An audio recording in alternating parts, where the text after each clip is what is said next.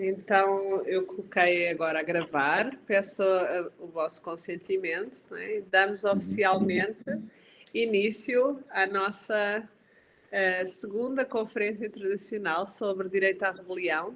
Este ano, no ano passado, nós tivemos a primeira conferência que cobriu o período do século XV até ao século XVIII, na tentativa de fazer uma reconstrução da história da filosofia política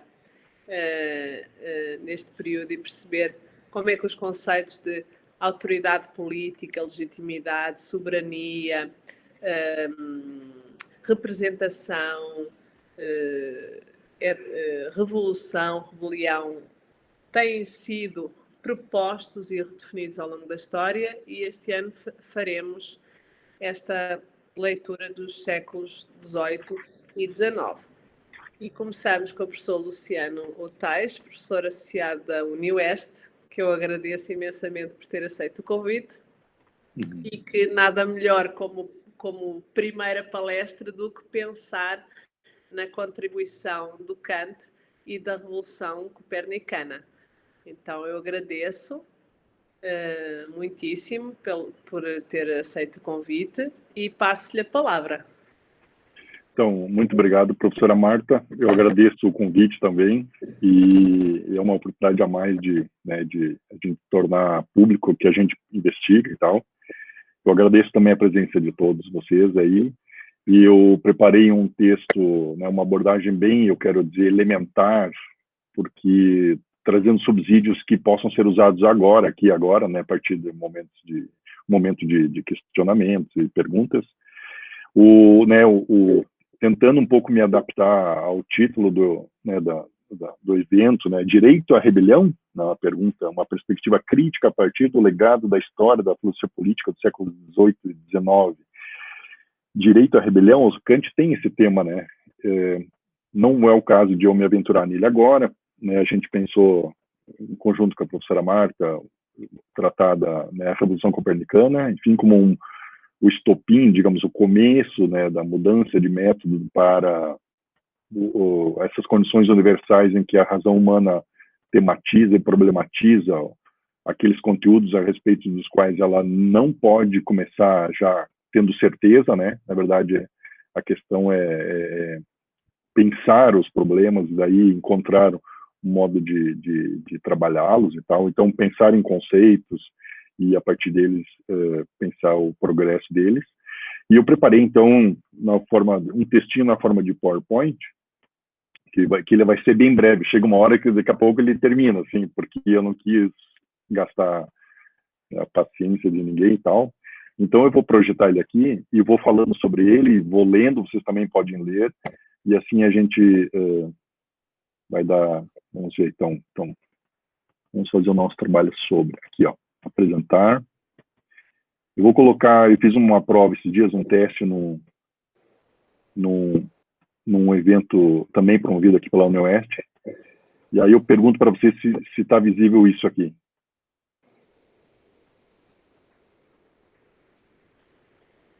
A Revolução Copernicana de Kant, está visível?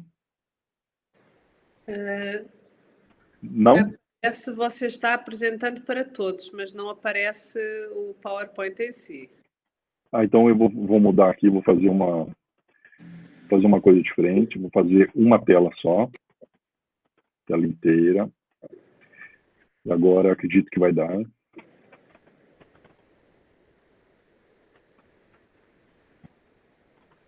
Daí eu quero... Agora sim?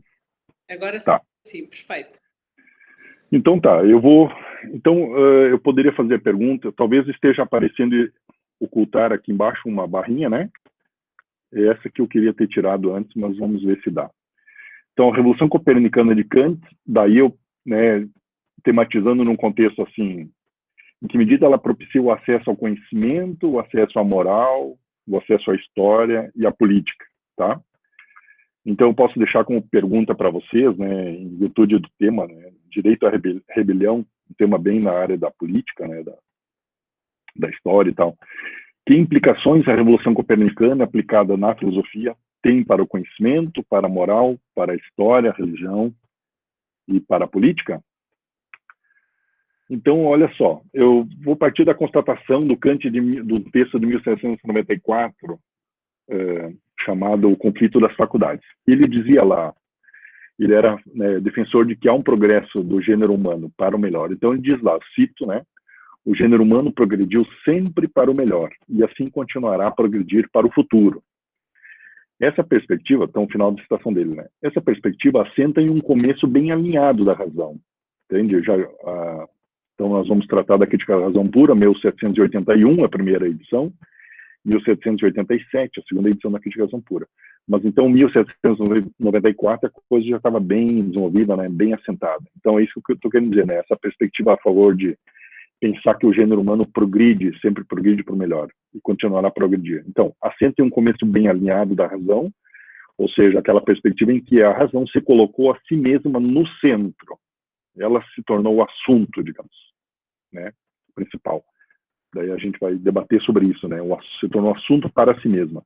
Então, como perspectiva favorável sobre o modo como as coisas se desenvolvem no mundo, eu quero acentuar aqui para vocês que dizer que dá para adotar uma perspectiva favorável sobre o modo como as coisas se desenvolvem não se refere a um otimismo cego, tá? Se refere favorável ao nosso modo, à nossa capacidade ou às condições nossas de conhecer as coisas se desenvolvendo no mundo, tá? Não se elas vão levar um bom termo ou um mau termo, não isso. Mas sim se nós podemos conhecê-las ou não, conhecer o modo delas ou não, tá? Então, o Kant, nesse Conflito das Faculdades, de 1794, diz ele lá, deve-se talvez igualmente à nossa errada escolha do ponto de vista sobre o qual consideramos o curso humano das coisas, que este curso, né, se nos afigure tão insensato. Os planetas vistos da Terra, ora recuam, ora se detêm, ora avançam. Mas, se o ponto de vista se tiver tomado, né, a partir do Sol, o que só a razão consegue fazer, eles, né, os planetas, prosseguem constantemente no seu curso regular, de acordo com a hipótese copernicana.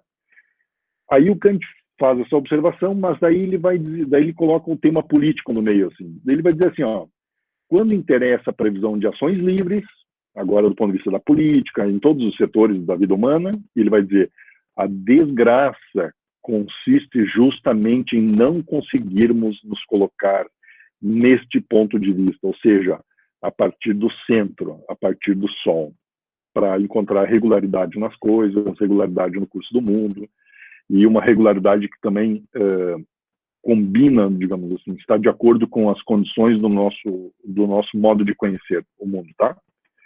Então eu comecei com essa abertura em relação em tomar a perspectiva desde a Terra e desde o Sol.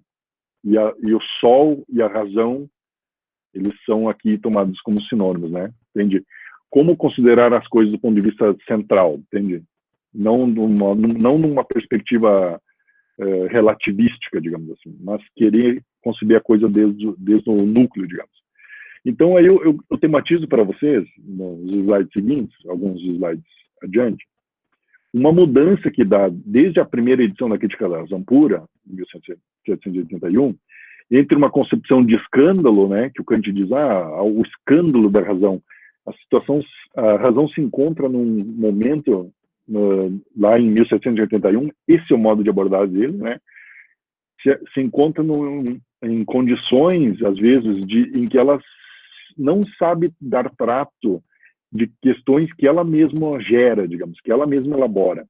Eu quero tematizar nesses slides seguintes uma transição dessa concepção de escândalo da razão, como um momento autocontraditório da razão, em que ela se encontra em autocontradição, para a segunda edição da Crítica da Razão Pura, de 1787, então, quando, digamos assim, já é substituída essa noção de um escândalo da razão, de uma razão autocontraditória, que se autocontradis, que não consegue, aparentemente não consegue, né, dar conta dos problemas que ela gera e tal. Então, a transição para a noção de escândalo, para a noção, então, depois de reforma do nosso modo de conhecer, tá? Então, o que eu estou querendo dizer? Que, no fundo, né, nesse primeiro momento, na primeira edição da Crítica da Razão Pura, a ideia de que a razão se autocontradis e não teria condições de alcançar respostas satisfatórias para as perguntas que ela coloca, é uma ideia meio retórica, eu quero sustentar aqui, né, expor para vocês, como é uma retórica da razão ali que o Kant usa, né, uma retórica a um escândalo da razão. Então, o que ele diz lá? Eu começo a ler ali, né, o escândalo da razão. Então, letra A, por que escândalo? Porque a razão, né, por ser atormentada por questões que ela não pode evitar, pois lhe são impostas pela sua própria natureza. Um primeiro pontinho, né? Segundo, por ela não poder dar resposta, por essas respostas ultrapassarem completamente as suas possibilidades. Depois a gente vai contextualizar essas, né, possibilidades. Porque ela serve-se de princípios os quais ultrapassam os limites da experiência. O que o Kant está descrevendo aqui? Ele está descrevendo assim o contexto da metafísica pré-crítica, vamos chamar assim, pré-Kant mesmo, né? A metafísica enquanto terreno lá em que disputavam os empiristas, os racionalistas, entende? Locke, Hume de um lado, Leibniz, Wolff, Descartes, Spinoza do outro e tal. Ou seja, um terreno ainda indistinto, em que nenhum dos autores havia atacado o foco mesmo, central da questão. Então, né, se trata de estabelecer ali no prefácio da primeira edição, né, uma investigação da razão, né? Se a metafísica é um terreno de disputas, a razão tem que investigar, né? Tem que investigar que disputas que estão ocorrendo internamente. Então, é relativo a esses conhecimentos que se elevam acima do mundo sensível, em que a experiência não pode dar um fio condutor, nem correção, a razão se sente assim, tipo assim, sem guia, vamos dizer assim, ela ainda não sabe como proceder, tá? Porque ela não vai receber, a gente comentei isso no início agora, nas palavras da professora Marta, ela não vai receber de fora, desde fora, a partir de fora, nenhuma norma de como proceder, tá? Então, isso leva a já deixar uma lâmpada acesa ali para como levar adiante esse debate, né? Se ela não pode esperar receber nada de fora para funcionar e para se autogerir. Então, o que é a metafísica nesse momento ali, em 1781, na primeira edição da Crítica da Razão Pura? Diz ele lá, chama-se a ciência que tem por verdadeira finalidade a resolução desses problemas inevitáveis que a razão coloca para si mesma. Ou seja, ali em 1781, o problema ainda é aqueles conceitos que levam além da sensibilidade, além da experiência, Deus, liberdade, mortalidade, tá? Isso eram problemas metafísicos que os autores da Descartes, né, Spinoza, Wolff, Leibniz, problemas que esses autores tinham como resolvidos ou como já tendo dado um encaminhamento de resposta e tal. Mas, para o Kant, a coisa, né, nessa ideia de escândalo da razão, ele mostra não, que a coisa não é bem assim, não, a coisa não está resolvida, né? É claro que a gente já assim, antecipa, pessoal, que há níveis de resposta para essa questão, né? Diferentes níveis, poderia dizer assim. Claro que, essencialmente, são dois níveis, né? Por exemplo, uma metafísica, enquanto uma teoria dos fundamentos, né? Meio elemento teórico, assim, que diz como a gente deve pensar Deus, alma, liberdade. E depois um outro contexto também de uma teoria, uma elaboração de uma teoria que vai falar daqueles objetos que não estão além da sensibilidade, mas que estão na sensibilidade, né? Que vêm da sensibilidade. Então já estamos assim nos aproximando, assim, o Kant vai levar o debate esse para, né, que ele chama sobre a possibilidade da metafísica. Aí ele diz assim, ó, chama-se crítica da razão pura. Aí eu botei entre colchetes especulativa, porque na verdade é a crítica da razão toda, né? E a especulativa é a grande razão. Chama-se crítica da razão pura a investigação da possibilidade dessa metafísica, ou seja, de uma teoria dos pressupostos teóricos para pensar os objetos possíveis da razão, tá? Ou seja, esses metafísicos, Deus, alma e liberdade, mas também outros. Então, o que deve fazer essa crítica da razão pura? Eu coloquei em grego ali, pessoal, crítica, entre parênteses, krinen, né, do grego, significa separar, distinguir. Então, assim, ó, distinção da razão pura especulativa a respeito do que ela pode, do que ela não pode, né? Separar, né? Separação entre aquilo que ela faz, aquilo que ela não tem condições de fazer. Então, bem nessa noção de distinguir e separar, tá? A ideia de crítica, krinen. O que ela deve fazer? Avaliar, então, né, todos os tipos de proposições que se queiram metafísicas, ou seja, falar de Deus, alma e liberdade, nesse sentido sintéticas, porque elas não podem ser redundantes, assim, elas têm que trazer um conteúdo novo, né, uma informação nova, mas essa investigação, né, a crítica à razão pura também deve encontrar um critério seguro para julgar isso, para avaliar que sim, certas proporções acrescentaram conhecimentos sobre Deus, sobre a liberdade, sobre a alma e tal. A pergunta que fica é, há um tal critério seguro para fazer esse julgamento? É isso que está sendo investigado, tá? Na crítica da razão pura. Então, aí eu cito, né? Uma investigação deve preceder o momento esse de se afirmar ou negar se são verdadeiros os princípios que Por que deve preceder uma investigação? Deve vir antes uma investigação? Porque não há um suprimento de proposições que são incontestavelmente certas. A metafísica não tem já, assim, como partir de coisas que são muito certas. Ao contrário, a metafísica ela passa a ser um terreno de crítica, ou seja, de distinção entre as ações da razão, né, de atos da razão que podem justificar o uso de conceitos que acrescentam ou que não acrescentam nada em si mesmos, né? Vamos dizer assim. Então, é o seguinte, o problema agora reside em conceber que se afirme ou negue a verdade de proposições, né, que a crítica ainda está avaliando, significa admitir que já existe uma metafísica. E isso não é um procedimento saudável, né? Ou seja, no momento que estamos iniciando a investigação, não vamos pressupor que essa investigação já está concluída. Então, não dá para afirmar ou negar ainda a utilidade dessa autoavaliação, essa distinção entre aquilo que a razão pode fazer ou não pode fazer, tá? A crítica da razão pura. Aí, pessoal, eu trago aqui com ilustração, né? Ilustração agora no sentido de ilustrar um caso particular, né? Do fato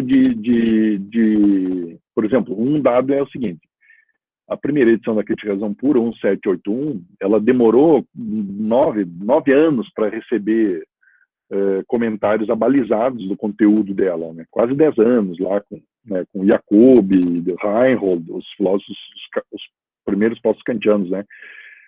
Então, imagine assim, quase 10 anos. Nesse meio tempo, aconteceu de também um estudioso alemão, Christian Garve, um tradutor lá do Cícero, né, das obras de moral do romano Cícero, também trouxe lá traduções do filósofo escocês Adam Ferguson, né, a respeito de uma abordagem mais popular da filosofia. O Garve foi convidado para fazer uma recensão, né, uma avaliação, então, uma resenha crítica, digamos assim, sobre a crítica da razão pura, essa da primeira edição. E o Kant, em 1783, já estava escrevendo uma obra mais, digamos assim, menor que o tamanho da crítica à razão pura toda, para tornar mais simples assim a exposição do que era essa crítica da razão pura, né? Pensava em dar os fundamentos para uma possível metafísica. Então, o Kant, né, nos Prolegômenos, ele escreve um apêndice em que ele vai debater com Garve essa recensão que ele fez, que foi publicado em Göttingen. Mas o que eu quero trazer para vocês? 2 elementos aqui. Primeiro, nos Prolegômenos já começa a aparecer a ideia da reforma de uma ciência, né? Ou seja, o Kant continua lá colocando em pauta, o pessoal acredita que existe uma ciência chamada metafísica que havia posto tudo em ordem. Mas aqui eu quero reformar a ideia de uma tal ciência. Não existe ainda essa ciência. Qual seria essa ciência? Né? A metafísica escolástica, Wolff, Leibniz, Descartes. O Kant pega a recensão do Garve, né, que ele tem acesso, fica sabendo, e ele lê a tal recensão. Então, eu vou só fazer um comentário, assim, só para criar aquele elemento negativo, né, aquela instância negativa, para depois a gente colocar a instância positiva nela, né?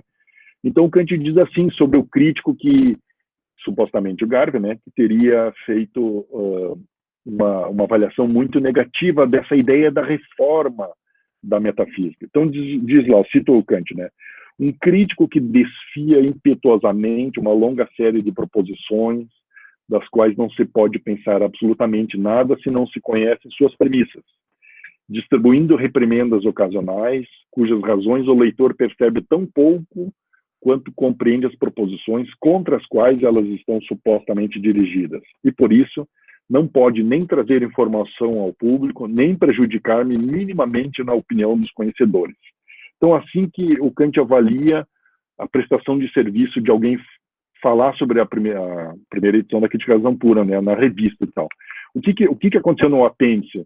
O Kant, lá no finalzinho, né, ele faz uma observação, ele diz assim, ó, esse crítico, eu gostaria muito que ele desse a público e desse o nome, né, se deixasse a conhecer.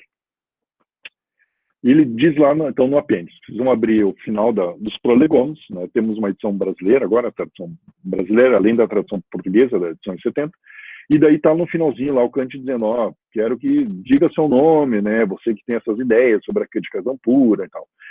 O Garvey escreve uma carta para o Kant lá em 13 de julho de 1983, e ele diz, eu sou o autor daquela recensão, né, eu sou o resenhista e tal.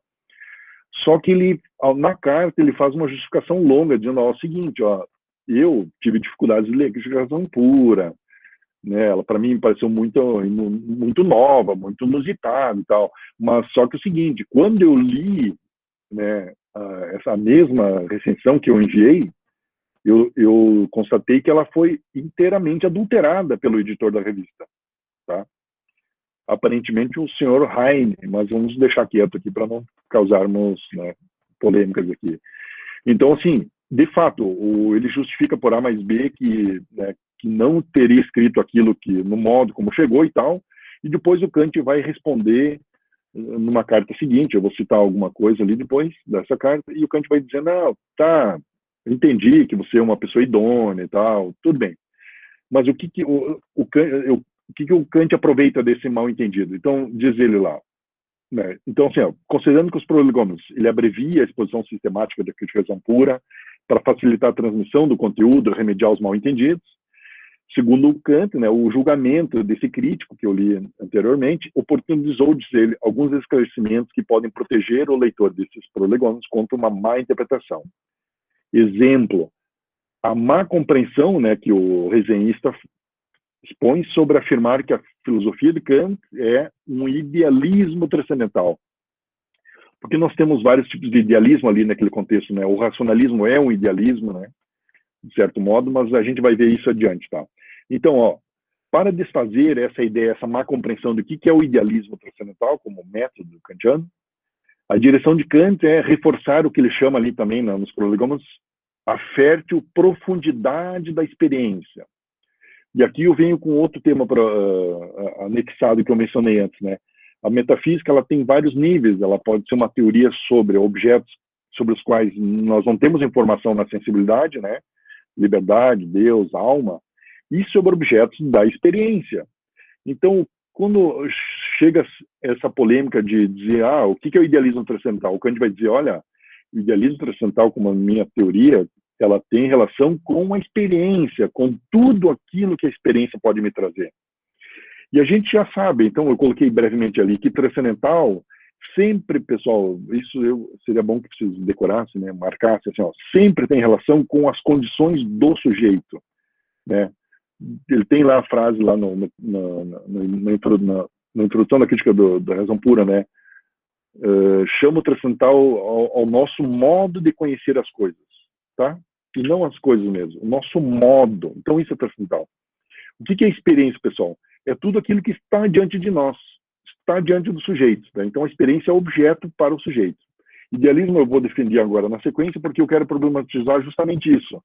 A diferença entre uma metafísica já existente, que não teve um momento prévio de avaliação, de discernimento, né, de crítica, e uma metafísica ainda que está ainda em elaboração, que está se inquirindo, né, se perguntando se pode ser ciência. Então, de novo, retomo o que a gente falou antes. A crítica da razão pura, essa avaliação que vai ser feita da razão por ela mesma, não pode depender da experiência, não pode partir da experiência. Por quê? De novo, porque ela vai elaborar um conjunto de conhecimentos que estão além do mundo sensível, né? Ou seja, a respeito dos quais a experiência não pode dar fio condutor e não pode corrigir, não pode dar correção. Outra coisa, é da própria natureza dessa razão, que está em processo de autoavaliação, que surjam questões, ou seja, ela não pode evitar nenhum tipo de questão que surge dentro dela. Mas isso não significará, vocês sabem, que não dá para encaminhar um modo de condução da resposta dessa questão, ou da pergunta. Então, aqui eu venho com um acréscimo, pessoal, a respeito da fértil profundidade da experiência. Ou seja, a impossibilidade de dar resposta às questões Deus, liberdade e imortalidade, que eram os temas da metafísica lá, a essa que já é existente, se refere só a essas questões que ultrapassam completamente o terreno da experiência. Tá? Isso está certo. Kant já havia colocado isso em bons termos. Mas, agora, o que acontece, pessoal? É conquistado um espaço, é aberto um espaço para outras questões, tá? Outras questões, além daquelas da metafísica já existente. Quais são as questões? Então, internamente, relativo às questões que se referem à fértil profundidade da experiência, não foi estabelecida uma dúvida radical sobre a determinação dos seus princípios. Ou seja, tudo aquilo que diz respeito à experiência não foi colocado em suspenso. O que foi colocado em suspenso é conceitos que não tratam de objetos da experiência, tá? Daquela metafísica existente, Deus, liberdade e imortalidade. Agora, todos os conceitos que dizem respeito à experiência, né, que tem essa fértil profundidade, sobre isso existe um espaço agora para a razão se auto-informar, digamos, se dar notícia sobre isso e constituir o seu conjunto de princípios para tratar desses objetos. Claro que aqui vocês já podem ver, né, eu marquei, sublinhei ali, não se estabeleceu a dúvida radical. Claro que nós temos com o Hume, né, uma dúvida metódica ali a respeito do conceito de causalidade. Não dá para sair fora da experiência e colocar um conceito de causalidade. Logo, então, como não dá para ir para fora da experiência, nós só temos a experiência, logo, o conceito de causalidade é o conceito empírico, né? O Kant vai dizer, olha, o Hume acertou e tal, é verdade, não dá para sair da experiência no sentido de transcender a experiência. Mas, se a gente fizer uma teoria e não chamar essa teoria fora da experiência, vamos chamar uma teoria sobre o nosso modo de lidar com objetos, né? Então, ela é transcendental. Se a gente fizer uma teoria sobre o modo como nós somos afetados pelos objetos e o modo como nós organizamos o objeto numa série, né, numa ordem simultânea ou numa ordem sucessiva, se nós fizermos uma teoria sobre isso, essa teoria ela não é algo fora da experiência, ela é uma teoria. Então, por isso é uma teoria transcendental.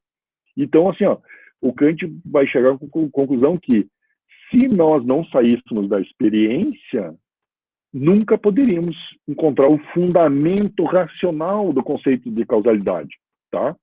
Ou seja, numa frasezinha, né, o fundamento da experiência está fora da experiência, mas no sentido de estar fora, enquanto ele é uma teoria que tem que existir para explicar a experiência, e não um objeto a ser conhecido fora da experiência, tá? Depois a gente pode falar mais sobre isso. Então, o tema dos prolegômenos é de que modo tornar real a metafísica como ciência, né, aproximando essa ideia de que há fundamentos para a experiência. Então, diz lá, o Kant pega os resenhistas e faz uma observação e diz assim, quando o resenhista chamou o modelo dele de filosofia transcendental. Então, ele diz lá, transcendental, diz ele, seu significado não foi nenhuma vez apreendido pelo resenhista. Ou seja, não significa algo que ultrapassa toda a experiência, mas sim algo que, na verdade, a precede, ou seja, a priori, embora não se destine a nada mais que apenas tornar possível a cognição pela experiência. Ou seja, transcendental se refere às condições do sujeito para ele entender a própria experiência, para ele condicionar a organização material da sua experiência, ok? Então, Kant continua. Se esses conceitos, né, que são conceitos são a priori, né, que servem para organizar a experiência. Se esses conceitos avançam para além da experiência, ou seja, se a gente quer conhecer agora coisas, se a gente esquece que eles são uma teoria para fundar o mundo sensível, e quer levar eles para o mundo além do sensível, e quer fazer conhecimento deles, diz Kant, seu uso é chamado transcendente, uso transcendente, distinguindo-se do uso imanente, isto é, aquele uso que a gente faz desses conceitos limitado à experiência, ou seja, restrito à experiência. Daí continua ele, concluindo, né, toda a má interpretação dessa espécie foi suficientemente prevenida no próprio livro, Os Prolegômenos, mas o resenhista tirou proveito da interpretação errônea. Então, o que é o idealismo? Nesse sentido, o idealismo transcendental exprime o fundamento de todas as condições que fundam a possibilidade da experiência. Por que se chama idealismo? Porque eles é uma teoria, ou são fundamentos, princípios, conceitos que se encontram no sujeito, tá? E o sujeito remete a uma estrutura mental, então, podemos dizer assim, uma estrutura ideal, né? Está na mente do sujeito, tá? Mas o Kant reforça ainda nos programas dizendo, é um idealismo formal, se vocês quiserem. Ele também chama idealismo crítico, mas idealismo formal, ou seja, exibe as estruturas formais do sujeito como condições prévias, a priori, para ajuizar qualquer objeto dado na experiência. Ok? Também, pessoal, depois podemos aprofundar isso aqui. Então, nós temos ali o tema da reforma da maneira de pensar, né, versus a crítica da razão. O que é essa autoavaliação da razão em relação à exigida reforma da maneira de pensar? Porque é isso que está sendo pedido agora, né? Deixando de lado a ideia de que a razão eternamente entra em autocontradição. Então, né, eu mencionei no início, né, há um elemento retórico no uso da expressão escândalo da razão. Ou seja, a contradição da razão consigo mesma exprime no processo de autoelucidação da razão por si mesma, a respeito de si mesma, exprime obstáculos dos quais ela tem de se desvencilhar. Claro que podemos perguntar aqui, pessoal, que obstáculos? Ela tem que se organizar dentro de si, em primeiro, né, para começar a botar em ordem, digamos, o que ela pode e o que ela não pode. Mas, entre essas séries de obstáculos, o primeiro deles é achar que tem que encontrar fora dela, fora de si, aquilo que ela deve usar. Isso, então, já remete para o momento seguinte, que é ela tem que produzir para si aquilo que ela deve usar. Isso ele deixou bem explícito aqui, e depois os pós-kantianos vão levar esse tema muito adiante, né, porque o idealismo depois vai ser o idealismo objetivo do Schelling, daí o idealismo absoluto do Hegel, mas o Kant já deixou muito bem tratado essa questão de ela ter que tirar de si mesma. Então, diz ele nos Prolegômenos. Na crítica da razão pura, pretendi trabalhar essa questão sinteticamente, a saber, investigando dentro da própria razão pura e buscando determinar no interior dessa fonte tanto os elementos como as leis de seu uso puro, segundo princípios. Aí ele constata, né? Esse trabalho é difícil e requer um leitor resoluto para penetrar pelo pensamento gradualmente em um sistema, aí a questão, então, um ponto, que não toma como dado nenhum fundamento, exceto a própria razão, e que busca, portanto, desenvolver a cognição, o conhecimento, a partir de seus germes originais, os dela, sem apoiar-se em qualquer fato. Então, é uma coisa explícita, né? Se é para a razão se conhecer a si própria, então ela não pode fazê-lo por intermédio de um objeto externo, mas sim por um objeto interno, ela mesma, né?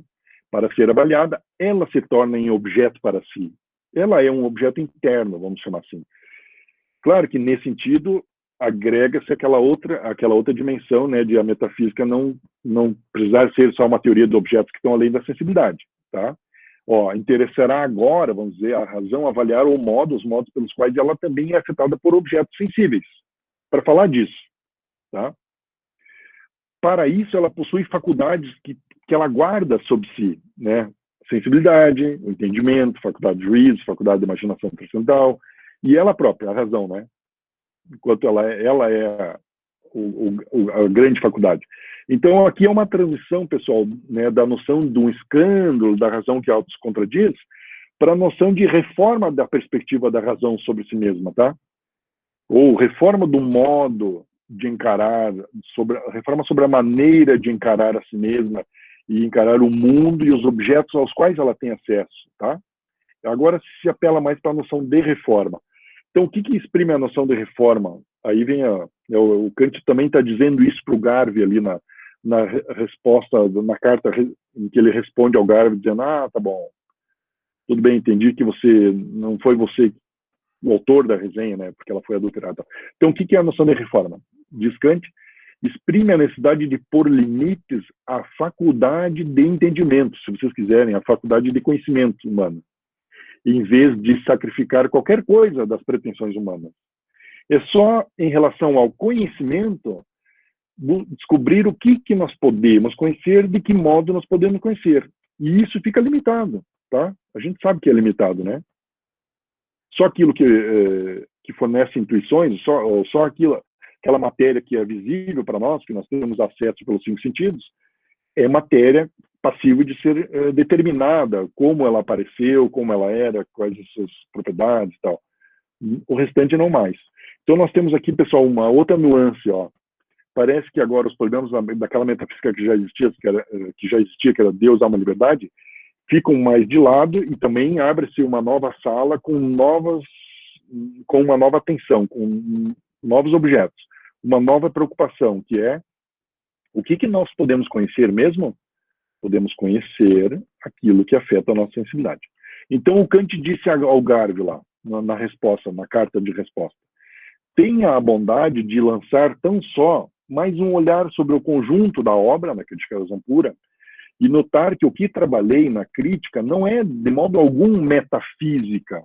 Ou seja, ele não pegou as ideias de Deus, alma, liberdade e fez afirmações propositivas, assim, ou ele trouxe conteúdos afirmativos sobre esses conceitos.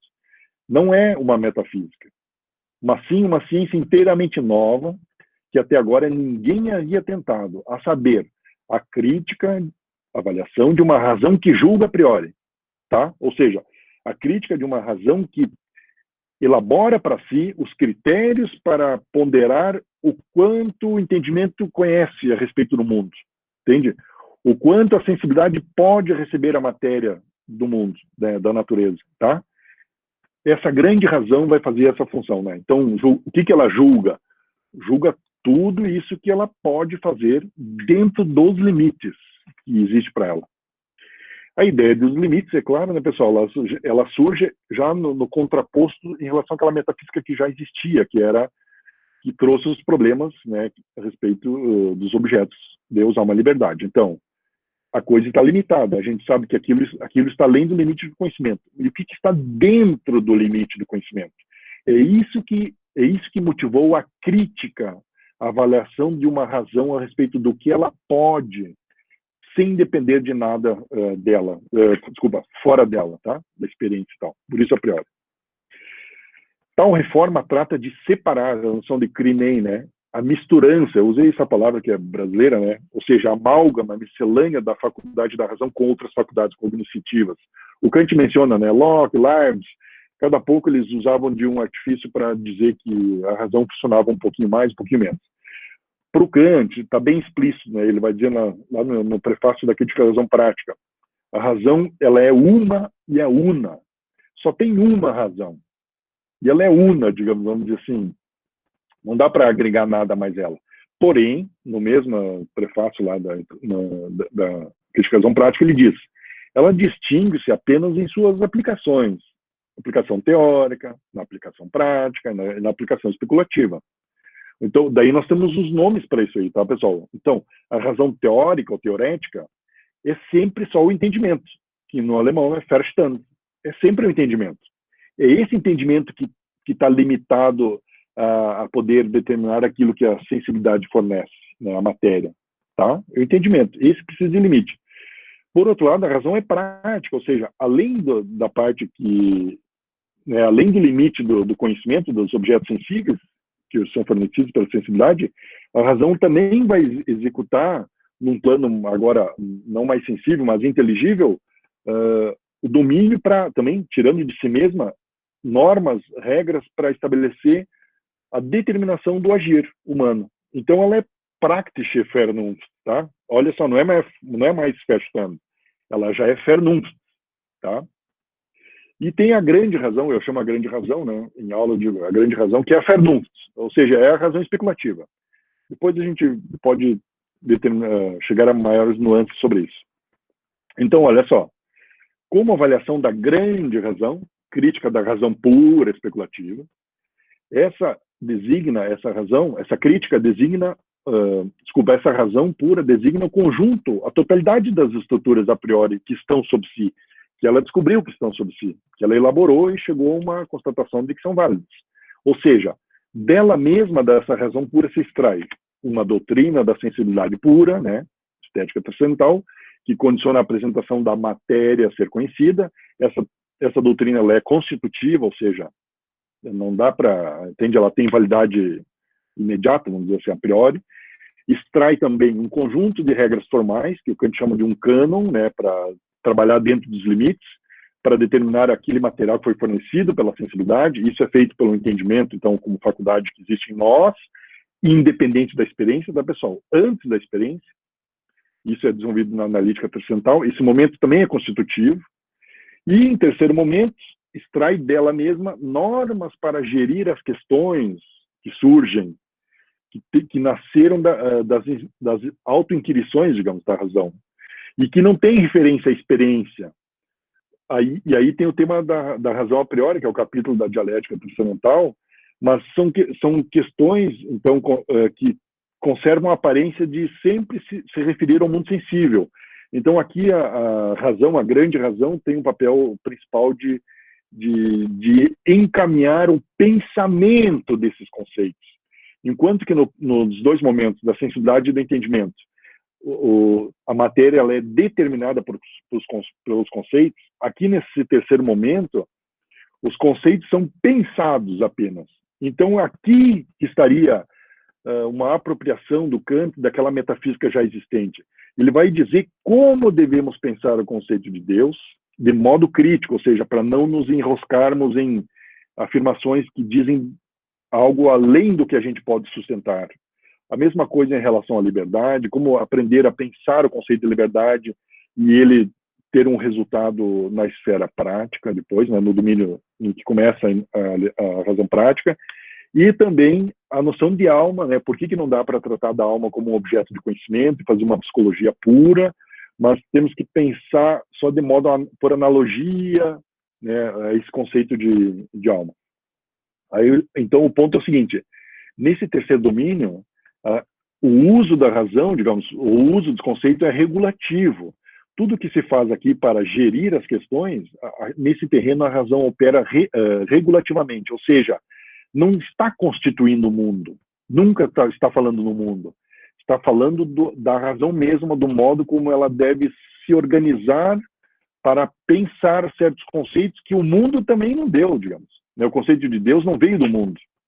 Nós ouvimos na nossa cabeça, talvez em alguns momentos, o conceito de Deus, ou o pensamento sobre Deus, e nós temos que organizar esse pensamento, esse conceito. A mesma coisa o conceito de liberdade, a mesma coisa o conceito de alma.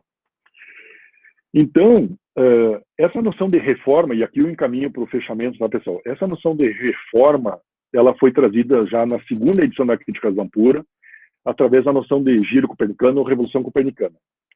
Então, o que se aprofunda? Assim, vamos imaginar a segunda edição, uma obra já mais tempo de recepção, com mais feedbacks, né, mais gente se manifestando, difícil de ser compreendido até o momento lá, porque era muita novidade, né? Mas já com um tempo delongado e tal. Então, o que acontece ali, né? Essa ideia de reforma, né, como exame, a crítica que se realiza na razão pura, dela mesma, né, se apoia ou teve apoio no modo como Copérnico aplicou o seu método. Então, para descobrir o modo de incluir, aí é um caso particular, né, do planeta Vênus, o movimento retrógrado do planeta Vênus no conjunto de explicação do movimento de todos os planetas, né? Então, o Copérnico olhava lá, os planetas todos pareciam avançar e tal, e daqui a pouco Vênus avançava um pouquinho e meio que andava para trás, se escondia atrás do Sol e tal, e daí ficou com um problema. Então, por analogia ao método Copérnico, para incluir todos os planetas, né, numa explicação harmonizada, o Kant se inspira para usar na filosofia. Então, a revolução, ele diz isso, né? Aplicada na filosofia, para ver se dá para a gente antecipar, pessoal, essa necessidade nossa de, antes de falar do mundo, antes de sensível, né? Antes de falar dos objetos sensíveis, falar das condições que nós temos. É mais ou menos assim, vamos constatar que condições a razão tem nela mesma para poder se pronunciar sobre o mundo de objetos. Quais são essas condições? Daí o Kant vem com a ideia agora da reforma, né, da maneira de pensar, que revoluciona, vamos chamar assim, e que traz uma lição, digamos, sobre como conduzir a essa reforma. Então eu faço uma interpretação agora aqui, já bem se encaminhando para o final, mas a ideia é a seguinte: existe modos inviáveis de se conduzir a reforma e um único modo viável de conduzir a reforma, tá? Então a frase do Kant foi, né? Copérnico, não podendo prosseguir na explicação dos movimentos celestes, enquanto admitia que toda a multidão de estrelas se movia em torno do espectador, tentou, se não daria melhor resultado, fazer antes girar o espectador e deixar os astros imóveis.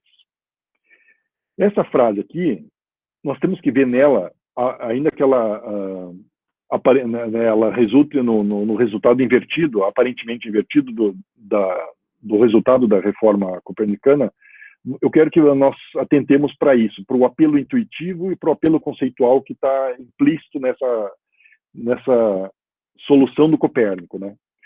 O apelo intuitivo, pessoal, nós podemos nos referir lá no início da crítica à razão pura, ou na introdução, quando Kant faz aquela proposição, né? Todo conhecimento começa com a experiência.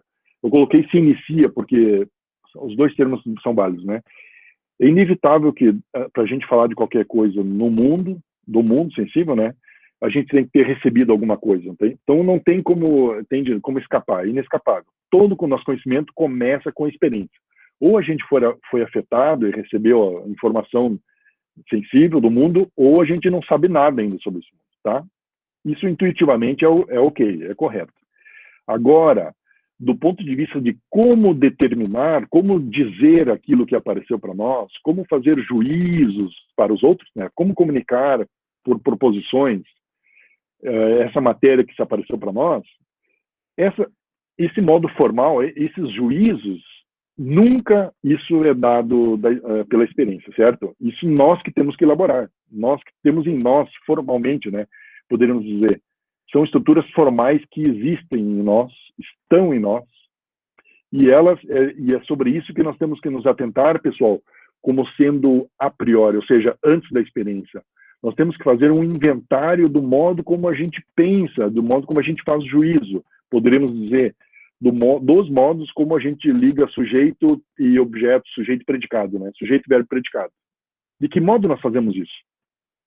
Esse modo é a razão que vai mostrar para nós quais modos existem, né? Como eles se conectam e tal, tá? Ou seja, nunca vamos obter isso da experiência.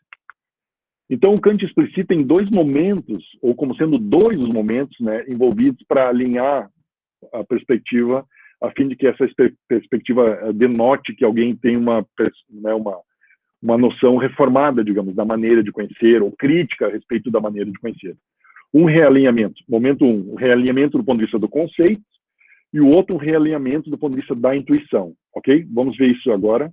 Então, momento um, o Kant diz lá, eu estou literalmente trazendo a passagem da Crítica da Razão Pura, lá no prefácio da segunda edição, onde o Kant menciona a Revolução Copernicana. Então, ele diz ali lá, até hoje, admitia-se que o nosso conhecimento se devia regular pelos objetos. Porém, todas as tentativas para descobrir algo a priori, mediante conceitos, descobrir algo que ampliasse o nosso conhecimento, malogravam-se com este pressuposto. Tentemos, pois, uma vez, experimentar se não se resolverão melhor as tarefas da metafísica, então como teoria dos fundamentos, tá, pessoal? Admitindo que os objetos se deveriam regular pelo nosso conhecimento. O que assim já concorda melhor com o que desejamos, a saber, a possibilidade de um conhecimento a priori desses objetos, que estabeleça algo sobre ele antes de eles nos serem dados. Uma observação aqui, tá, pessoal? Nessa modificação, né, de pensar que os objetos têm que se regular pelo nosso conhecimento, não está sendo assim, querendo buscar estabelecer a existência de algo ou não, tá? Isso está fora. O tema da existência não entra aqui. Por quê? Porque nós estamos falando dos conceitos pelos quais nós pensamos os objetos, tá? Temos como pensar em conceitos segundo os quais os objetos se adequam? Se sim, ok, tá? Esse é o caminho que a gente deve seguir. Só que, pessoal, não basta que a gente só passe a considerar assim, que os objetos dependem dos conceitos que nós temos para eles aparecerem em juízo e proposições, tá? Não é só o elemento conceitual. Também temos que fazer a inversão da perspectiva do elemento intuitivo, tá? Por isso que surge o momento 2, tá? Ou seja, mudamos de perspectiva do ponto de vista do conceito. Agora, temos que ver do ponto de vista da intuição como funciona. Então, diz ele lá, se a intuição tivesse de se guiar pela natureza dos objetos, não vejo como deles se poderia conhecer algo a priori. Se, pelo contrário, o objeto, enquanto objeto sentido, se guiar pela natureza de nossa faculdade da intuição, então posso perfeitamente representar essa possibilidade. Então, ele fez a guinada agora do ponto de vista da intuição, tá? Ou seja, a intuição agora deve se guiar pelo nosso modo, pela nossa faculdade, pelo modo de nossa faculdade funcionar, tá? Ou seja, se a nossa faculdade está funcionando bem, nós vamos intuir bem qualquer coisa, qualquer objeto, ok? Então, de novo, o centro, pessoal, notem, o centro foi trazido para o centro a faculdade do entendimento e para o centro a faculdade da sensibilidade. As duas estão no centro, ok? As duas estão no centro. O que significa isso? Que o sujeito está no centro agora, tá? E orbitam ao redor do sujeito os objetos. Orbitam ou gravitam ao redor dos sujeitos os objetos, tá? E ele está ali. Então, se o objeto passar na frente do sujeito, ele capta, ou não, dependendo do interesse, né, interesse cognitivo dele, ok? Tá. Então, o debate sobre a metafísica agora, pessoal, ele se especificou, ele vai tratar da teoria dos fundamentos da natureza, deixando de lado aquela metafísica que já existia, Deus, alma e liberdade. Agora é uma teoria para os fundamentos sobre os objetos que a gente pode conhecer dentro do limite do entendimento e da sensibilidade. Então, o Kant faz a última observação, diz ele assim, nesse caso, se deve partir dos conceitos com a ajuda dos quais opera essa determinação, ou os conceitos, diz ele, com a ajuda dos quais opera essa determinação, se regulam também pelo objeto, mas aí ele diz assim, mas nesse caso eu incorro numa dificuldade que já existia antes, ou seja, acerca do modo como eu poderei saber algo antes dos objetos. Então ele está dando o descolamento dos conceitos, tá, em relação aos objetos. Ou ele diz, são os objetos, ou a experiência pela qual eles não são conhecidos, como objetos dados, que se regulam pelos nossos conceitos.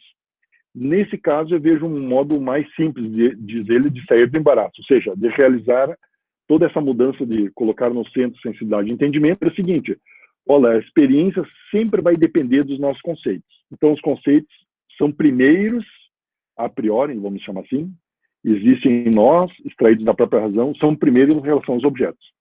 Então, pessoal, o que eu queria dizer para vocês, assim, fechando, agora eu tenho uns 4, 5 slides, dizer assim, ó, que há modos inviáveis de proceder à reforma e um modo viável, foi isso que eu mostrei antes, né? Então, a combinação de 3 proposições, 3 cláusulas trazidas nos momentos 1 e 2, se equivocam em apresentar a verdade da Revolução Copernicana, tá? Eu vou dizer o seguinte, a combinação das proposições alfa, beta, gama e delta, eu tenho 3 combinações dessas proposições que não me dão a verdade daquilo que a Revolução Copernicana acabou de trazer como reforma da maneira de pensar. Então, a gente viu, ó, no momento anterior, quando Kant diz a nossa intuição seguia pelos objetos, nós vimos que isso é falso, né? Isso é pré-revolução. Isso não é revolução. Agora, a proposição de que os objetos seguiam pela nossa intuição, isso é verdadeiro, ou seja, aqui a sensibilidade nossa vai para o centro e ocupa o lugar central. A outra proposição, do ponto de vista dos conceitos, dizer que os nossos conceitos dependem dos objetos, se regulam pelos objetos, Isso é pré-revolução, isso é falso. Agora, a outra proposição é a seguinte: dizer que os objetos se regulam pelos nossos conceitos é trazer o entendimento para o centro e dizer, olha, os objetos dependem dos conceitos que nós temos. Se nós temos conceitos de causalidade, vamos organizar as coisas numa ordem de sucessão, ok? Por exemplo. Então, o que eu fiz aqui, pessoal? Eu quero mostrar como três combinações, a junção de três combinações não leva a gente adotar a perspectiva crítica. Então, vamos lá. A proposição alfa é falsa, né? Proposição beta é verdadeira. Proposição gama é falsa. Delta é verdadeira. Então, alfa e gama falsas, beta e delta verdadeira. Eu estou só trocando as proposições porque eu quero colocar nessa tabela de verdade, pessoal. Olha só. Eu tenho que combinar uma proposição alfa ali, né, dizendo que vamos voltar aqui. Dizendo que a nossa intuição seguida pelos objetos é falsa. Se eu colocar ela na primeira posição, alfa, beta, a segunda proposição, os objetos seguiam pela nossa intuição, então eu teria alfa e beta, alfa falsa, beta verdadeira, de novo, gama falsa e delta verdadeira. Eu tenho que fazer a combinação dessas proposições, pessoal. E daí eu trago a tabela da conjunção, que eu pressuponho que vocês têm na mente, né? A tabela da junção de proposições, né? Ou seja, só na tabela da conjunção, somente quando eu tenho duas proposições verdadeiras, que a sentença toda é verdadeira. Então, no caso ali, juntar alfa, gama, são duas falsas, eu tenho valor falso. Se eu juntar beta, gama, eu tenho uma verdadeira, a outra falsa, é falso. No caso de alfa e delta, eu tenho uma falsa, uma verdadeira, é falso. Só no seguinte caso, em que beta e gama são reunidas, eu tenho a proposição verdadeira. Qual beta e delta? Então, olha, o que é a proposição beta e delta?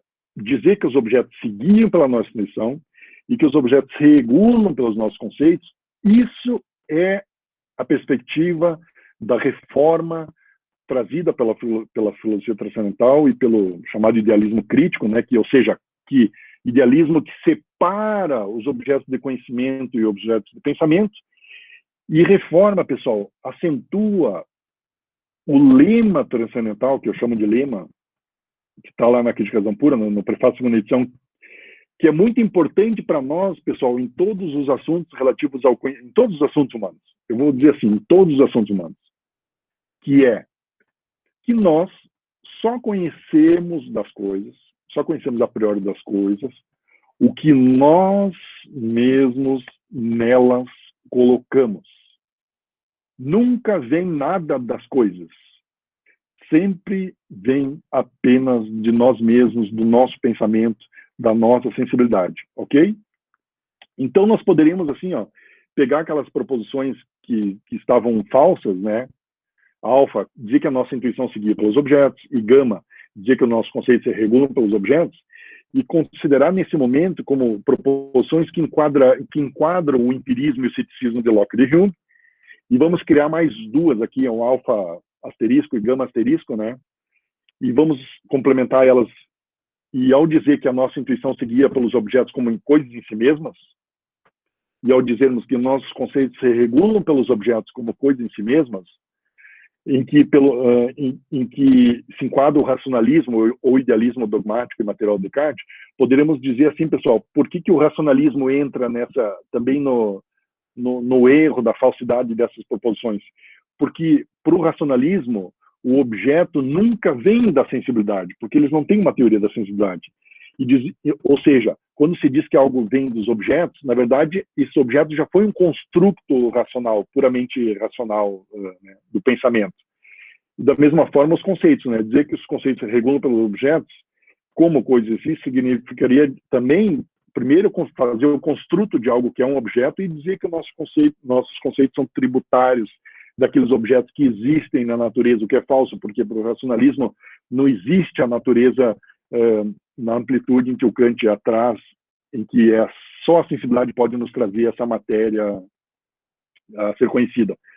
Então, para fechar, pessoal, eu faço uma ligação com o tema do evento, né, de direito à rebelião, então, o tema da política, concluindo, dizendo, né, como reação ao empirismo e ao racionalismo, o argumento transcendental, que é esse argumento que a gente montou agora, né, das que é verdadeiro, que a intuição se regula pela nossa faculdade da sensibilidade, que os objetos se regulam pelos nossos conceitos, tá? Estabelece, como diz Kant na Crítica da Razão Pura, que a via crítica é a única ainda aberta, ou seja, o dogmatismo já afundou, né? A perspectiva empírica já afundou, só resta essa perspectiva de uma síntese bem feita entre empirismo e racionalismo, né? Entende? Uma amálgama bem feita ou bem racionalmente construída que se chama filosofia transcendental. Sobre as implicações dessa reforma da maneira de pensar, Kant pondera, a citação com a qual eu concluo, diz ele lá: a nossa época é a época da crítica, a qual tudo tem que se submeter. A religião, pela sua santidade, e a legislação, pela sua majestade, querem igualmente subtrair-se a ela. Mas então suscitam contra elas justificadas suspeitas, e não podem aspirar ao sincero respeito, que a razão só concede a quem pode sustentar o seu livre e público exame. Era isso, pessoal. Obrigado.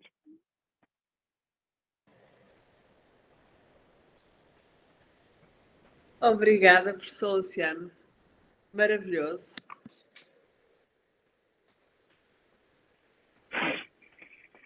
Maravilhoso mesmo. Ficamos com... Foi uma reconstrução magnífica, né? Seja para os iniciados, aqueles que se estão a aventurar no Kant, seja para aqueles que já estão familiarizados, mas que identificam, não é, a força insuperável do Kant, não é? E o lugar que o Kant ainda ocupa e deve ocupar, não é? Então eu diria, assim como primeiro comentário, mas eu abro para questões e comentários vossos, de que um aspecto que o Kant toca quando ele fala que nós estamos numa época de crítica, não é? Então nós temos as condições, a partir do momento em que ele dá o passo de pensar uma nova ciência, não é? De ter a coragem de tomar a razão e em que a razão se torna sujeito e objeto de si mesma, não é? De autoconsciência, autoconhecimento e autoconstituição, no sentido da delimitação das suas fronteiras e da posse, não é? Dos seus domínios, não é? Mas, não é? Então, esta época de crítica significa que nós, com aquilo que Kant nos oferece, nós já temos as condições para fazer isto. No entanto, não é? Essas condições, temos as condições formais, mas precisamos de condições materiais no sentido do uso livre e público da razão. Então, a relação entre a razão pensada a partir do sujeito, a razão como comum a todos os sujeitos e a razão como horizonte público que precisa dessa publicidade também para se autoconstituir e para afirmar o progresso, não é? Afirmar ou para se comprometer com um progresso positivo, não é? De que nós temos. E então, isto é assim uma reflexão de quão difícil, afinal, tem sido e ainda é manter o compromisso com a razão e como Kant nos ajudaria tanto hoje, não é? Reforçando esse compromisso para dissipar os desvios que parece que como espécie nós estamos fazendo. Então não é uma questão, mas é uma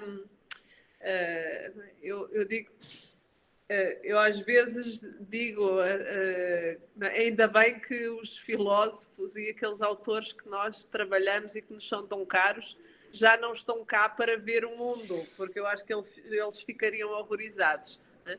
Mas como é que um regresso a Kant seria tão importante hoje e é tão importante hoje para reafirmar a importância da razão. E por reafirmar a importância da razão, eu não estou a sugerir que as outras dimensões humanas tenham que ser negligenciadas, mas que sem essa reafirmação, talvez nós fiquemos um pouco à deriva. Então... Obrigado, Marta. Então, você estava falando, eu estava pensando, talvez na própria época do Kant, o que ele estava fazendo já era contracorrente, assim.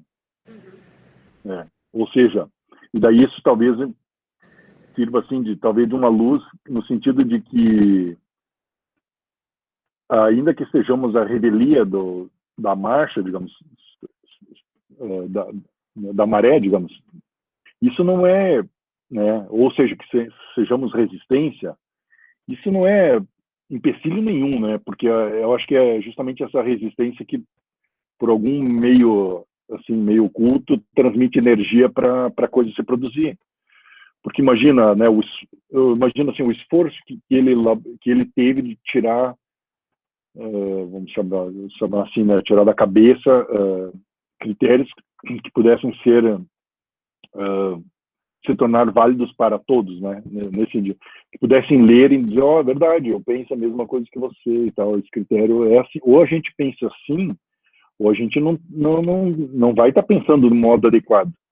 Só que aí vem outra coisa, Marta, que você falando, eu me dou conta, assim, andar no limite da crítica, né, vamos chamar assim, na perspectiva da crítica, ou seja, do meio termo, se a gente quiser, lá do Aristóteles, também lá sei lá, da filosofia oriental, né, a noção de meio termo e tal, a noção de virtude, né, do grego e tal. Isso eu estava pensando agora, assim, parece uma coisa meio poética, né, porque é meio que um equilíbrio. Em que sentido que é um equilíbrio que a gente anda? Ou seja, não dizer a mais sobre A nem sobre B, porque a gente não sabe, não conhece completamente A, nem conhece completamente B. Mas andar no meio termo, assim, conforme o fiel da balança, me parece uma coisa meio poética, porque, daí não sei se você vai concordar comigo, mas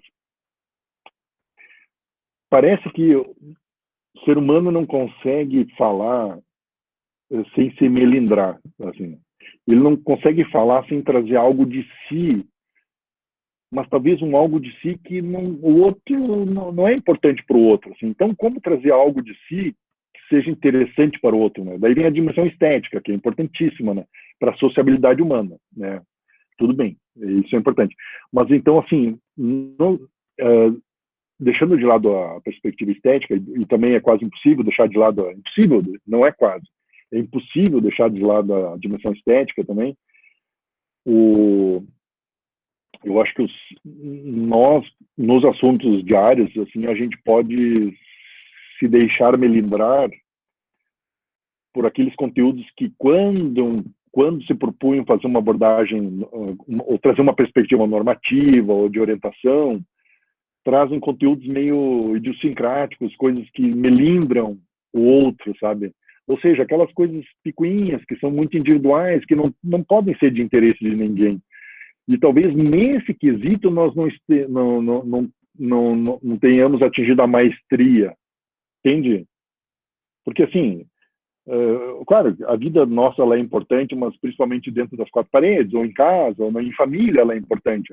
Agora, em que medida assuntos de ordem de interesse público, em que medida conteúdos privados são transmutáveis ou podem ser metamorfoseados em algo interessante para a opinião pública, para o interesse público. Então, nesse sentido, eu acho que a gente ainda não sabe, não tem um modo de escapar, de se melindrar, quando a gente vê diante de nós, alguém nos dá de volta uma coisa que a gente deu e que eram assuntos de ordem privada, entende? Que não interessavam minimamente ao interesse público, assim.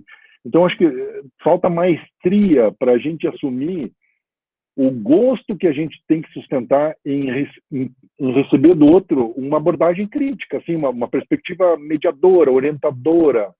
E depois, se isso levar adiante, é outro rendimento, digamos, é outro lucro. Mas, assim, parece que tem menos valor. É isso que eu queria, só para finalizar agora, parece que tem menos importância se alguém tem uma perspectiva de equilibrar, botar nos pratos, de orientação. É como se isso não fosse bem visto, é mais bem visto aquela pessoa que traz algo subjetivo, algo que é de si e tal. Não sei se é uma impressão que eu tenho, não sei se quer dar um feedback, enfim.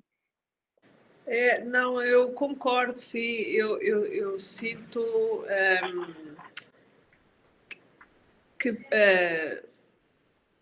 parece haver um desequilíbrio entre a crítica e a razão hoje. Ou seja, o que seria a razão? E o que seria a razão? Ficamos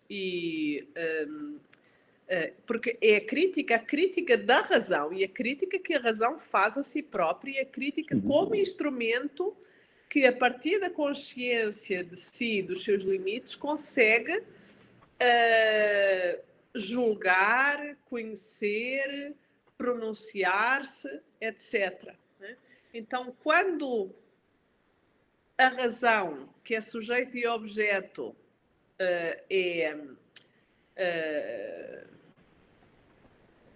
sofre ataques, não é? Há uma ênfase na prática da crítica, mas em que ela fica cega. Ela fica cega no sentido em que ela não... necessariamente ela deixa de ser autoconsciente de si enquanto razão. Eu não sei se me faço entender. Enfim, mas eu vejo assim um pouco como um paradoxo hoje, uma tensão hoje, na forma como nós temos gerido e também pensado essa relação entre o público e o privado, o uso público e o uso privado da razão, a questão da comunicabilidade, né? E de encontrar os pontos de contacto que nos permitem julgar, né? Que nos permitem julgar. Então, voltaria, não é, à última citação que o professor Luciano usou, não é, da importância de um exame livre e público. Né? Livre e público. Então, quando essas condições materiais são progressivamente redefinidas e limitadas, no sentido de também tem uma contradição aqui dentro, porque a aparência pode ser de expansão, mas nós podemos discutir que é uma aparência de expansão que, na verdade, visa uma restrição daquilo que é dito e daquilo que pode contar como público e mais daquilo que pode ser dito e pensado livremente. Né? Então, então há aí uma tensão, mas eu acho que existia no tempo de Kant. Acho que essa questão do público e do privado está ainda menos clara, não é? A importância da distinção está menos clara, não é? Então tudo pelo simples facto de ser pode, não é, tornar-se público, não é? Eu acho que não é o caso, não deve ser o caso. Não é? Por isso a privacidade tem um valor, não é? E falar do próprio direito à privacidade. Se nós retiramos a privacidade, então não faz sentido o direito à privacidade. De que forma é que isso reflete um compromisso com uma concepção antropológica, não é? Da forma como nós nos constituímos enquanto sujeitos, não é? E no diálogo que temos connosco, não é? Que o sujeito tem consigo mesmo, com os seus pensamentos, com a construção do seu caráter e depois como pessoa no relacionamento com os outros. Enfim, estou a divagar um pouco, mas... E pensando no link com o tema de vocês, né, porque, em geral, né, se parte de um fundamento para ir para a política em Kant e tal, vamos dar um exemplo. Eu estava me perguntando, mas eu acho que eu nem vou me perguntar, porque se tiver questões, de repente eu chego nesse tema, senão eu vou falar sem que alguém me perguntasse, né? E depois eu posso me repetir. Então, fica aberto, se alguém não tiver algum comentário, alguma pergunta, senão eu falo por mim mesmo, digamos. Alguma questão? Aproveitem, agora é o momento.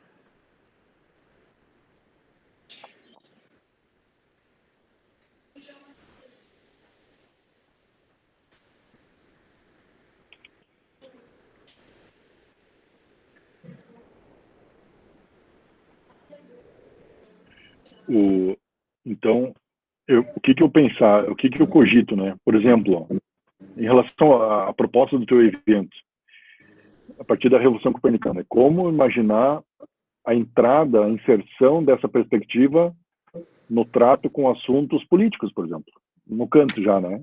Claro, pode ser morais e políticos, os dois, né? Nesse sentido, né? Então, porque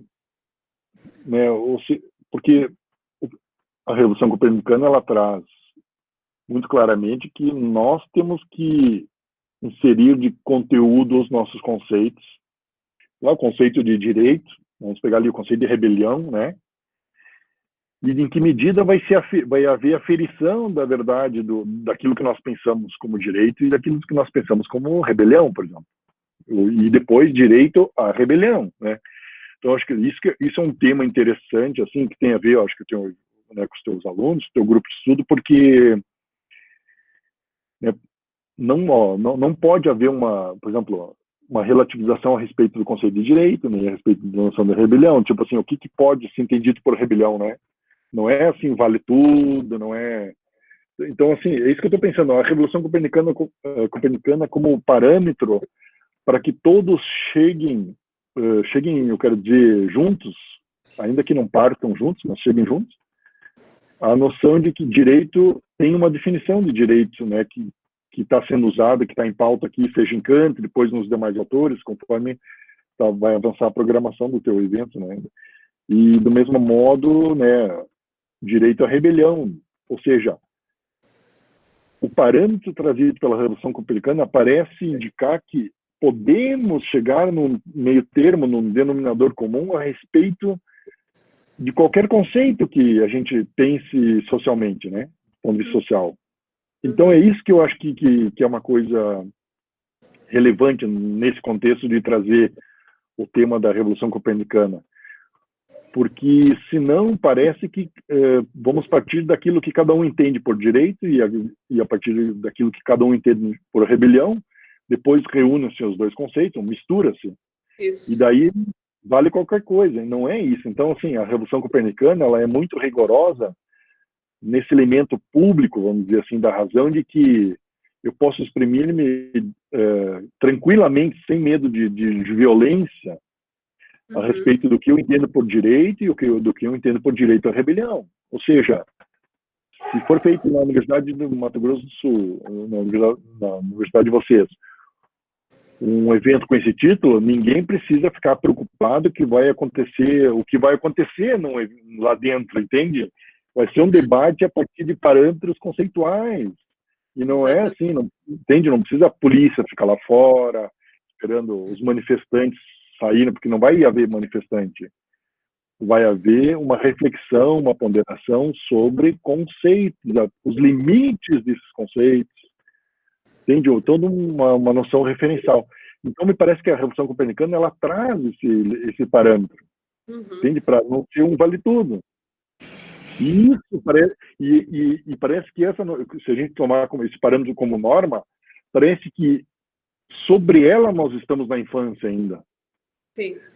Sobre ela existe uma relativização, ou seja, muita gente é descrente, vamos lá, os empiristas, vamos chamar assim, né, que é aquelas pessoas, né, o São Tomé, né, aqueles que só acreditam vendo, ou seja, não, certas coisas não vai dar para ver mesmo, né, os fundamentos eles são invisíveis, né, no sentido assim.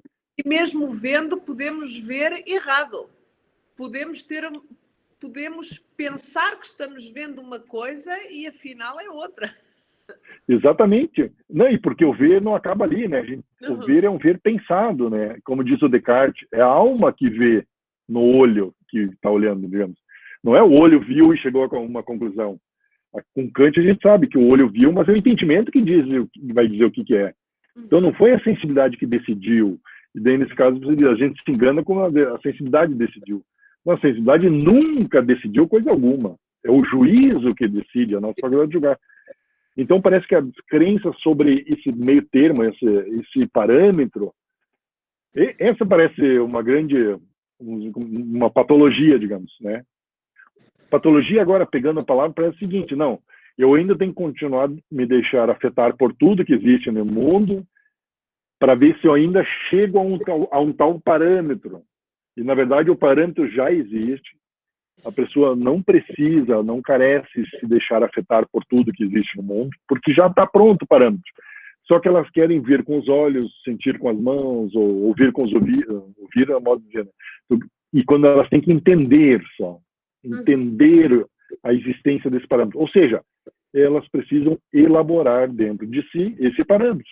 Exato. É a única saída é para dentro, aquela frasinha boa que eu ouvi. A única saída é para dentro.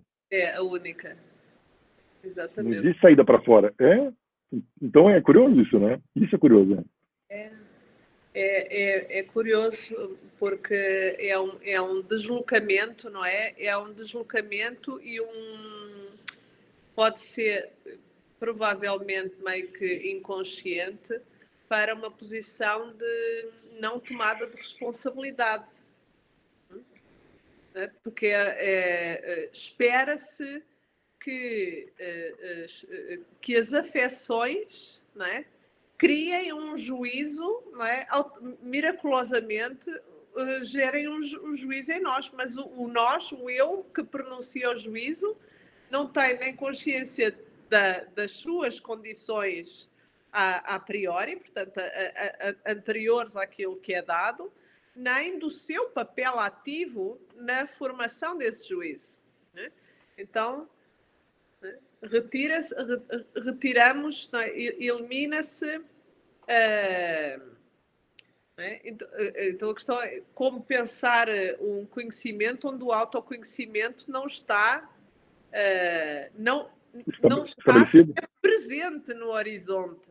Não é? Então isso talvez explique, pelo menos em parte, a facilidade com que ou a fragilidade dos humanos no sentido e as suas deficiências epistémicas e as suas deficiências morais, né?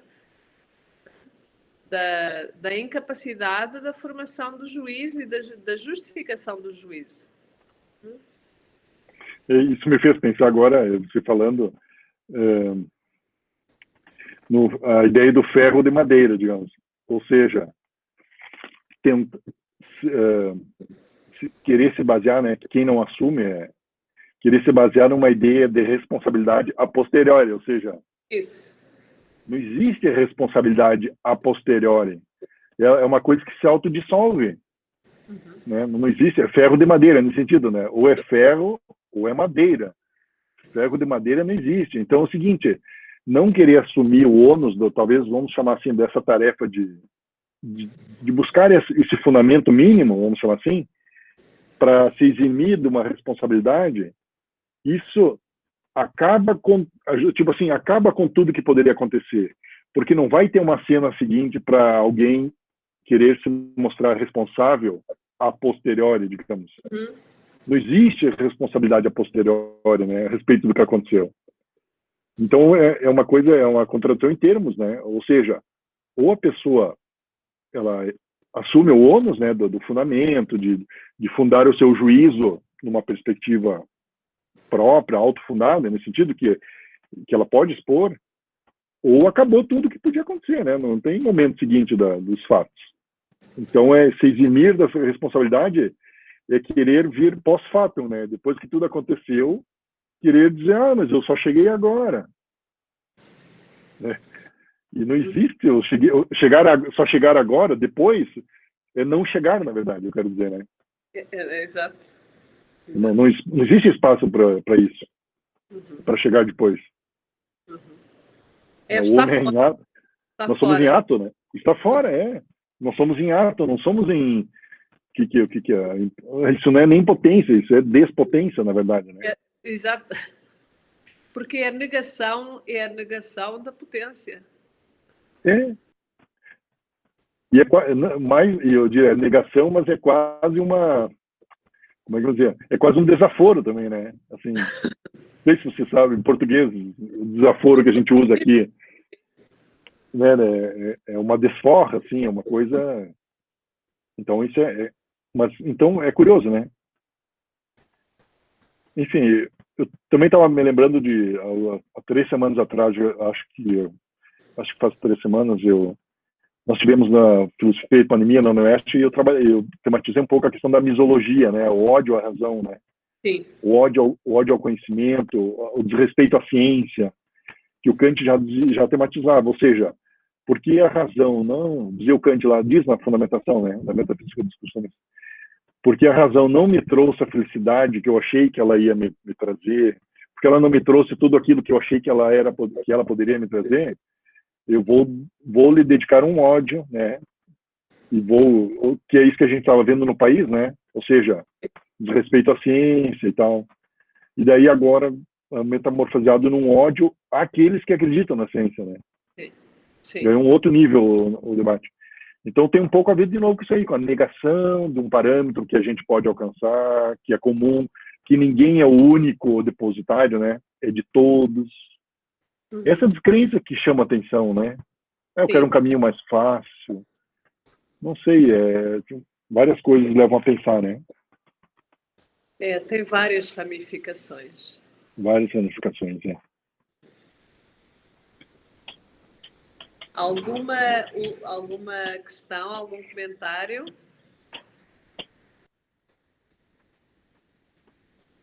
Eu não preciso saber responder, tá? Pode ser que eu não saiba responder, mas... Exatamente, vocês são livres para colocar as questões. Não é para perguntar alguma coisa que já estava escrita, é para perguntar alguma coisa que não foi apresentada e tal. Bom, eu vou comentar uma coisa que aconteceu a semana passada que me deixou um pouco assustada. Eu estava com minha filha aqui em casa, né? É um apartamento pequeno, e aí a gente comentou sobre algum produto que precisaria comprar, né? Alguma coisa assim. E na mesma noite, nós comentamos isso à tarde, à noite, quando eu liguei o computador e fui começar a preparar minha aula, apareceu um monte de anúncio daquele produto, sem eu pesquisar. E isso deu um medo tão grande, né? Eu comentei com os alunos depois, assim, na sala, falei, caramba, né, aconteceu isso. Aí vários falaram, nossa, aconteceu comigo. Então, assim, o direito à privacidade a gente já perdeu, né? Porque, de certa forma, quando vocês estavam falando de privacidade, isso me veio à mente. Falar, de certa maneira, a gente já perdeu um pouco isso com as tecnologias, que era o foco da nossa disciplina, né? Porque, de alguma maneira, os algoritmos pegaram a conversa, escutaram, porque não pode ser coincidência que acontecer isso com várias pessoas. Então, não sei até que ponto que a gente ainda tem privacidade perante a tecnologia. Sim, então, isso que você relata também aconteceu uma pessoa próxima a mim, a mesma coisa. E a gente ficou se perguntando, o que aconteceu? Né? Sei lá, é curioso, assim, chega a ser difícil de fazer comentários, mas coincidências existem, né, nesse nível, assim, ou coincidências existem, é muito estranho mesmo, né? Isso que filtro, né? O que foi filtrado depois do que você falou, ou aqui em casa, depois do que alguém falou, né? De ficar escancarado na frente, na tela do computador, o negócio aparecer, assim, no Google, sei lá, outros programas, é muito estranho, isso é muito estranho, né? Por outro lado, e se a gente imaginar que vamos imaginar, né, o único lucro que o sistema poderia obter vem disso, né, só do que a gente consome, eu também, assim, comecei a pensar essa dimensão do fundamento, como é que a gente poderia falar das coisas do fundamento e como é que a gente poderia falar das coisas que não são do fundamento. Então, assim, eu pensei para mim, né, somos consumidores quando precisamos de alguma coisa que vem de fora e tal. Mas quando a gente ministra para a gente mesmo, sabe, aquela matéria-prima, vamos chamar assim, aí eu comecei a pensar, será que nós somos insumidores? Ou seja, quando a gente fornece para nós mesmos aquela matéria que não pode vir de fora, mas pelo qual a gente se retroalimenta, ou se alimenta, então a gente não depende do sistema bem nesse caso. Então eu sei lá, estava tentando forjar uma palavra e me veio essa ideia de insumidores. Assim como tem os insumos agrícolas, nós somos insumidores, ou seja, a gente fornece para nós mesmos a matéria que a gente precisa para. Então, assim, o sistema ele existe, ele vai precisar sempre da dependência, né, dos dependentes. Mas eu acho assim, eu avalio que é pequeno o alcance que ele tem sobre nós nesse quesito, porque ainda ele teria acesso, ou por enquanto né, tem acesso ao que a gente carece de consumir, né? Mas eu acho que as nossas tarefas de não consumidores é muito maior e mais ampla do que essa de consumidores. Então, assim, o quanto temer eu não sei, nesse sentido eu não sei. Mas o quanto a gente ainda é livre, eu acho que, né? Ou seja, pegando agora, fazendo o link com o que eu falei, né? O quanto a gente pode se colocar desde a perspectiva do Sol é bem maior do que da perspectiva da Terra, né? Assim, é bem mais ampla e é um consolo necessário que a gente tem que ir atrás, tem que buscar e tal, porque é de pessoas livres, né? A Michelle está comentando. Tá. Então é de pessoas livres que a liberdade é alimentada, né? Não é de pessoas escravas, né? As pessoas livres falam da liberdade, daquilo que cerca a liberdade, né? Então, nesse sentido, temos muito ainda a caminhar para a noção de esclarecimento, né? Autoesclarecimento e tal. Ou seja, pegar essas ideias e transformar o nosso modo de pensar para tratar as coisas do ponto de vista mais elementar, sempre. E não do ponto de vista derivado, ou empírico, ou sensível, ou idiosincrático, ou... Né? Eu acho que é nesse caminho que a ciência anda e nós, da filosofia, andamos, né? Nós privilegiamos mais esses grupos em que a gente pode ser espontâneo nesse sentido, né? Pode ser autêntico, assim, e isso nos alimenta, né? Claro que não significa, acho que nunca imaginei que a gente precisasse ter um número infinito de amigos para ser bem sucedido, né? Ao contrário, não é a quantidade, né? É a qualidade, tá? E a filosofia ela é esse nicho para a gente cultivar esses processos, a manutenção desse modo de operar, né? Mas nós temos que continuar sempre bafejando e, né, soprando para que o fogo continue, né? Não podemos deixar isso apagar, né?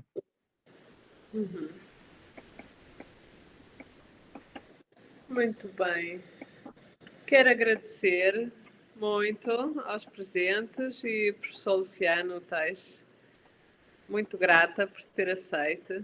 Tá? Eu que agradeço. E, sobretudo, não é? Pensar que a nossa intenção é essa, é fazer a divulgação da palestra e das discussões, né? Contribuir para que em contexto seja em contexto de pandemia ou pós-pandemia, né? Mas em contexto definitivamente tecnológico, nós possamos usar as tecnologias para transmitir e contribuir para o processo de conhecimento e de reflexão. Uhum. Então, eu agradeço muito, tá? E assim que eu receber, assim que tiver disponível a gravação, eu vou logo partilho consigo. Perfeito. Muito obrigado, Marta, pelo convite e espero que tenha sucesso o evento de vocês. Obrigada. E estou disponível aí sempre que precisar me contactar para que eu puder colaborar, ok? Tá bom. Encontramos-nos mais logo, se Deus quiser. Com certeza, com certeza. Muito obrigado. Tá bom? Tá Então, bom. fiquem bem. Até Até logo. mais. Até mais. Tchau, tchau.